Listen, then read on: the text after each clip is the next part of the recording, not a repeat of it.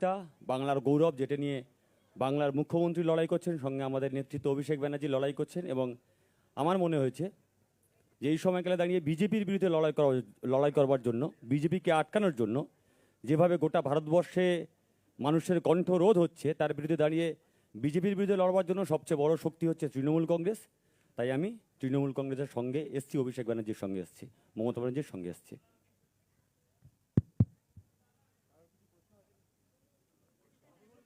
প্রতিকূলের সাথে বিগত দিনেও অনেকবার কথা বলেছি, আমার বিরুদ্ধে প্রতিদ্বন্দ্বিতাও করেছিল 2024 সালে, আপনারা জানেন। ওর বাড়ি ডায়মন্ড হারবার 1 নম্বর ব্লকের বাসুলডাঙ্গা বলে একটা গ্রাম পঞ্চায়েত আছে, সেখানে। তো আমি দীর্ঘদিন ধরে ওকে দেখেছি, ওর কথা শুনেছি, সামনাসামনি আমার কোনোদিন দেখা হয়নি। এবং সিপিএম দলে যে কজন, বিশেষ করে এই প্রজন্মের যারা প্রতিনিধিরা লড়াই করছেন, আমি লড়াই করছেন কথাটা অত্যন্ত সচেতনভাবে ব্যবহার করছি। তার কারণ যেটুকু মিছিল মিটিং হয় এদেরকেই দেখা যায়, বাকি তো সিপিএম খালি টিভির পর্দায় রয়েছে আর সোশ্যাল মিডিয়ায় যত বিপ্লব। এবং পুরো ক্ষোভ বা তাদের যে আক্রমণটা, সেটা তৃণমূল কংগ্রেস, মমতা বন্দ্যোপাধ্যায় আমাকে তো করেই, কিন্তু শালীনতার একটা গণ্ডির মধ্যে থেকে কাজ করা এবং রাজনৈতিক লড়াইটা লড়া, কোনো মতে সেই শালীনতার গণ্ডি যাতে কেউ অতিক্রম না করে। আজকালকার দিনের যারা সিপিএমের প্রতিনিধিরা সোশ্যাল মিডিয়ায় বক্তব্য রাখছেন বা সমাজ মাধ্যমে বা সংবাদ মাধ্যমে যায়, তাদের অনেকের কথা আমি শুনি। ব্যক্তিগতভাবে আমি প্রতিকূলকে দেখেছি কোনোদিন তারা কোনো দলকে আক্রমণ করেনি।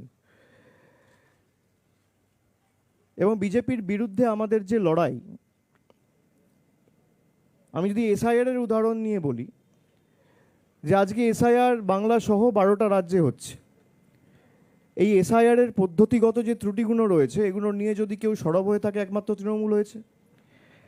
গায়ের জোরে মানুষকে লাইনে দাঁড় করিয়ে জীবিত মানুষের নাম গায়ের জোরে কেটে দেওয়া, বাংলার ক্ষেত্রে নিয়ম আলাদা, বিহারের 2021 সালে যেখানে আপনি কেরালায় কংগ্রেসের বিরুদ্ধে লড়াই করছেন, সেখানে একই সময়, একই দিনে, একই মাসে, একই সপ্তাহে, একই দিনে, একই টাইমে বাংলায় কংগ্রেসের সাথে লড়াই করছেন। তোমাকে ঘুরে বেড়ানো নেতা বলে দিচ্ছে তৃণমূলের সাথে সেটেলমেন্ট হয়ে গেছে।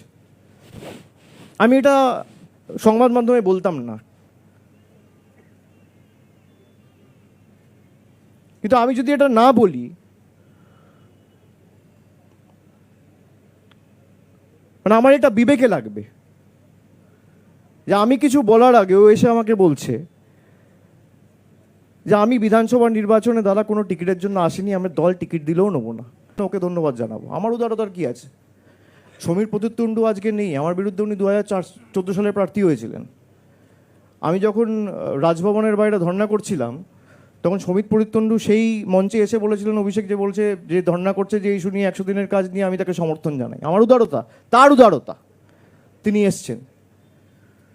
তো আমার কোনো এখানে উদারতা দেখানোর ব্যাপার নেই, আমার ক্রেডিট চাই না।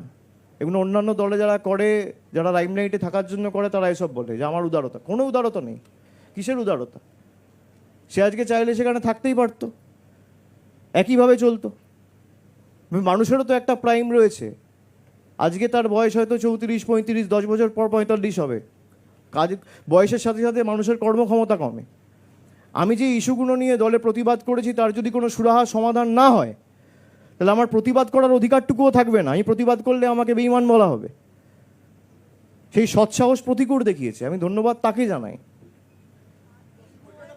বিজেপিকে আটকাবো, ফ্যাসিস্ট শক্তিকে আটকাবো, সেই নীতি। এই যে বলছে না ডিল হয়েছে, হ্যাঁ ডিল হয়েছে।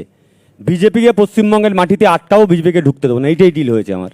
এবং যারা নীতি নৈতিকতা বলছে, প্রতিকুর রহমানকে বলতে পারে, আরে আমরা তো যখন সিপিআইএমে ছিলাম, তৃণমূলকে বিজেপি বলে অনেক রটিয়েছি। তৃণমূল সেটা ভুল প্রমাণ করার জন্য অভিষেক ব্যানার্জি, মমতা ব্যানার্জি সুপ্রিম কোর্টে গেলেন। আর প্রতিদিন তৃণমূল কংগ্রেস সিপিআইএমকে বলছে বিজেপির বি টিম, তোমার ভোট ট্রান্সফার করেছো। সেটা প্রমাণ করার জন্য মোহাম্মদ সেলিম হুমায়ুনের সঙ্গে বসলেন। সেটা প্রমাণ করার জন্য মোহাম্মদ সেলিম ওয়েলফেয়ার পার্টির নেতাদের নিয়ে এসে আলিমুদ্দিনে মিটিং করলেন। সেটা প্রমাণ করবার জন্য এসডিপিআইয়ের মতো প্রকাশ্য সভাতে সিপিএম এর প্রতিনিধি পাঠাচ্ছেন, তো ফলে পরিষ্কার হয়ে গেছে কে কোন ডিল করেছে।